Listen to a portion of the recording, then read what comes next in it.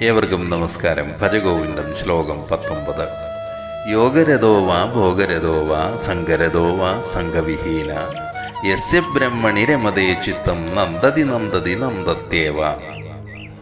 മനുഷ്യരെല്ലാം ഒന്നിനൊന്ന് വ്യത്യസ്തരാണ്. എന്നിരുന്നാലും മനുഷ്യരെ പൊതുവിൽ രണ്ടായി തിരിയാം.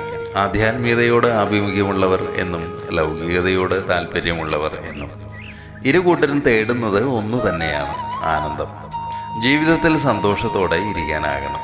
ഈശ്വരീയതയിൽ മുഴുകിയിരിക്കുമ്പോഴാണ് ആധ്യാത്മിക ചര്യയിൽ ഉള്ളവർക്ക് ആനന്ദം.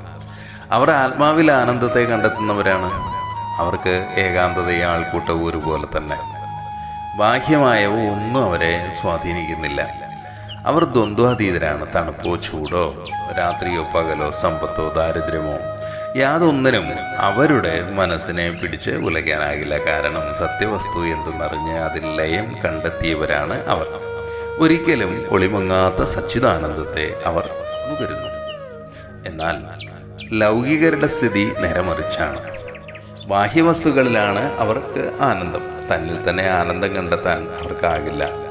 അവർ ആനന്ദത്തോടെ ഇരിക്കണമെങ്കിൽ ബാഹ്യമായ എന്തെങ്കിലും ആശ്രയം വേണം. അതിൽ നിന്നാണ് ആനന്ദം ഉറവയെടുക്കുന്നത് എന്ന് അവർ ധരിക്കുന്നു. ഫലമോ ചിലപ്പോൾ ആനന്ദം, മറ്റു ചിലപ്പോൾ നൈരാശ്യം.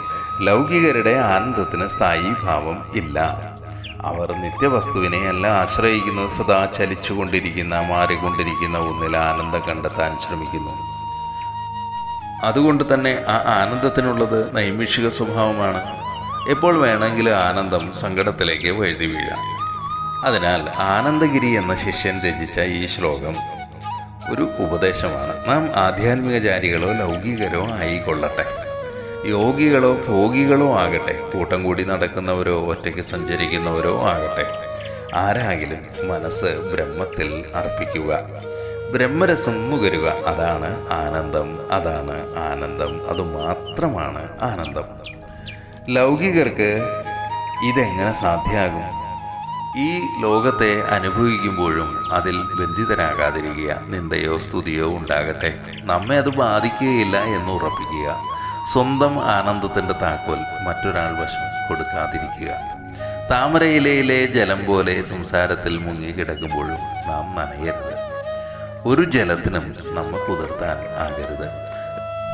ലക്ഷ്യം ബ്രഹ്മം തന്നെ. അതിൽ കുറഞ്ഞതിലൊന്നും ആനന്ദം തേടേണ്ടതില്ല. അതുകൊണ്ട് ഭജഗോവിന്ദം, ഭജഗോവിന്ദം.